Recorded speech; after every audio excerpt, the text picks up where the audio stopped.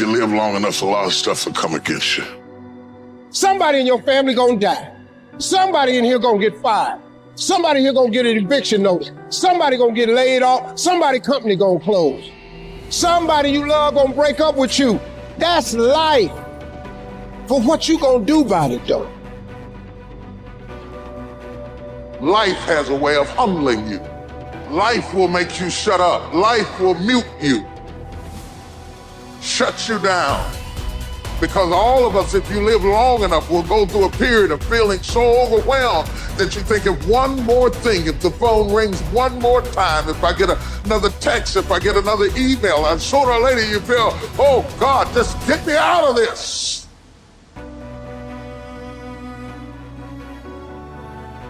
If somebody came and knocked you down, boom, and ain't nothing you can do about it. But if I come back a week later and you still on the ground, we got a problem. And some of you say, Eric, it ain't my fault. You right. The way you were born, what happened to you is not your fault. But doggone it, you still on the ground after 20 years? You have absolutely nothing to do with what happened to you. It's not your fault. You got knocked on the ground. You had absolutely nothing to do with that. And I'm not blaming you for that. But if I come back a week later and you still on the ground, that's your fault. If I come back a year later, you still on the ground, that's your fault. If you get knocked down, there's nothing you can do about it. But getting back up has every single thing to do with you. And you will promise me that from this day forward, you will not be defeated. You don't belong at the bottom, and it's time for you to get your butt from down there. It's time for you to stop being comfortable at the bottom. Get your butt up and get to where you're supposed to be. The difference is not the genetic code, the potential. It's a guy that's willing to get knocked down, finally test on fortune, stand back up, the perseverance to see it through, the never say die attitude. And I go in there, man, and if I don't win, I showed up, I gave my valid effort. And tomorrow I'll do the same thing. And I'll continue to throw shit against the wall. Every day I'll throw more up there, try it again, and I'll never get comfortable.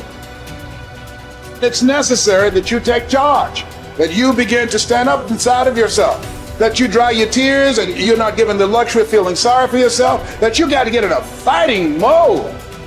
You can't surrender. You can't be a chump. You've got to fight back. You've got to stand up and start. So wait a minute, what is it I need to do? You've got to make yourself move even if it hurts. Many people have been written off and said, this one won't survive. And they did. It's possible. You've got to believe in your heart of hearts that it's possible that you can beat this. Your belief, your faith, your drive, your determination, your persistence, your perseverance, your spirit. Greater is He that is in you than what's out here in this world. So you've got to decide, you've got to say, it's possible that I can beat this. And it's necessary that I do this. In spite of the pain and the conditions, you've got to mobilize your mind and your spirit. There's nothing as powerful as a made-up mind. You want affirmation, look yourself in the mirror and say, I think I can, I think I can, I think I can, I know I can. You're built to walk uphill. And when you reach the pinnacle of the hill, you want to stop and appreciate the vision, but the next thing you want is a higher hill in the distance, because it's the uphill climb that it's from the uphill climb that we derive our value. And I mean this technically. So almost all the positive emotion we feel, especially the emotion that fills us with enthusiasm, and that's to be filled with the Spirit of God, by the way, because that's what enthusiasm means. That's experienced in relationship to a goal. And so in some sense, and this is part of the religious enterprise, you want a goal that you can never attain, right? So you can always move closer to the goal that recedes as you move towards it. You think, well, that's frustrating. It's like Sisyphus pushing the rock uphill. But it's not, because as you pursue that goal, you put yourself together and your life does get better and richer and more abundant. And that's why the highest levels of virtue and goal are in some sense transcendent.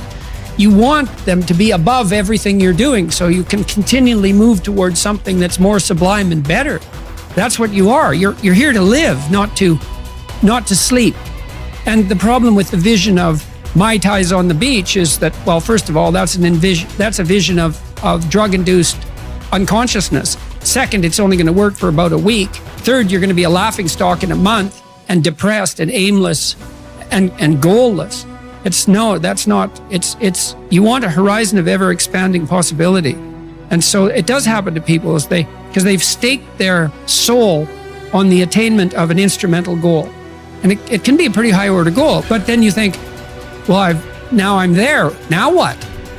Well, the answer can't be, well, I'm going to live in the lap of luxury and never have to leave the face. What do you want to be? A giant infant with a gold bottle? You never have to do anything but lay in your back and suck. It's like, well, you see the problem with that as a conceptualization. It's no, you want to be like an active warrior moving uphill with your sword in hand, and that's dynamic, that's exciting, and that's why so many young men disappear into video games. That's all acted out in the video game. So they have to act that out in their own life. Not that I despise video games, because I don't, but they're not a substitute for life. They might be good training under some conditions for life. See, as human beings, why? The only reason why we are dominating every other creature, including massive creatures, much bigger than us, more powerful, faster, quicker, in strength, in capabilities, why we are dominating all of them is our ability to use tools, isn't it? So do not underestimate the power of the tools. If I ask you to unscrew this screw in this furniture, you try with your hands, your fingers, your fingernails, they will all break and bleed, but the screw stays right there. I give you a little screwdriver, but you don't know how to use. You poke it here, poke it here, poke it here, poke it here. No use. Only if you put it right there and use it the way you must use it, suddenly another world, isn't it? Right now, the greatest tools that we have in our hand is our own body, our mind, our emotions, our energy. These are our tools. If you harness these tools well, you will live wonderfully. If you don't harness them, you will live badly. If these tools turn against you, you will live terrible. Right now, what is it that human beings are largely suffering? No great amount of suffering is coming to you from outside. Everything is on self-help, isn't it? Poking yourself. Why? Because we gave you a sharp mind. If we had given you the brains of an earthworm, you would also be very peaceful. But to develop this level of cerebral capability, it took millions of years of evolution to get you here, isn't it? I want you to just imagine from a single-celled amoeba to make you like this, how much work. And now you suffer this result. Essentially, what you're suffering is your own cerebral activity, isn't it? You have an intelligence for which you don't have a stable enough base, so it's poking you. Instead of being useful to you, it is poking you simply because this base is not stable. So one thing is to create a stable base so that this intelligence works for you. We have a huge frontal lobe, and it's 40% of our entire brain. And most people, when they have a thought, they just think that that's the truth. And I think one of my greatest realizations in my own journey was just because you have a thought doesn't necessarily mean it's true. So if you think 60 to 70,000 thoughts in one day, and we do, and 90% of those thoughts are the same thoughts as the day before, and you believe that your thoughts have something to do with your destiny, your life's not going to change very much, because the same thought leads to the same choice leads to the same behavior creates the same experience, and the same experience produces the same emotion. And so then the act of becoming conscious of this process to begin to become more aware of how you think, how you act, and how you feel. It's called metacognition. And so then, why is that important? Because the more conscious you become of those unconscious states of mind and body, the less likely you're going to go unconscious during the day. And that thought is not going to slip by your awareness unchecked, because it means to know thyself. The word meditation means to become familiar with.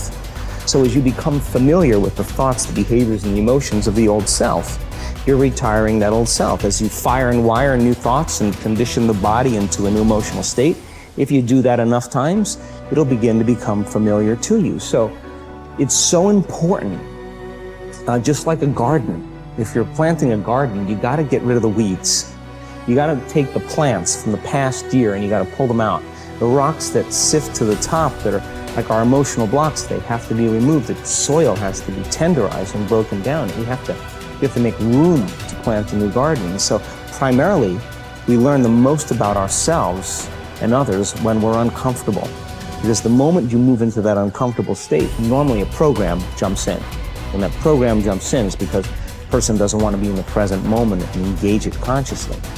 So when you teach people how to do that with the meditative process, it turns out that when they're in their life, they're less likely to emotionally react. They're less likely to be so rigid and believe the thoughts they were thinking. They're more aware of when they go unconscious back into a habit, and that is what starts the process of change. And so we have to unlearn before we relearn. We have to break the habit of the old self before we reinvent a new self. We have to prune synaptic connections and sprout new connections. We have to unfire and unwire and refire and rewire. We have to unmemorize emotions that are stored in the body, then recondition the body to a new mind and to a new emotion, like deprogram and reprogram. That's the act, and it's a two-step process.